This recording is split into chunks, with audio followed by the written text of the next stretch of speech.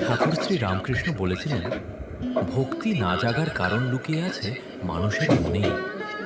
একদিন দক্ষিণেশ্বর কালী মন্দিরে কয়েকজন ভক্ত ঠাকুর শ্রী রামকৃষ্ণ দেবের কাছে বসেছিলেন।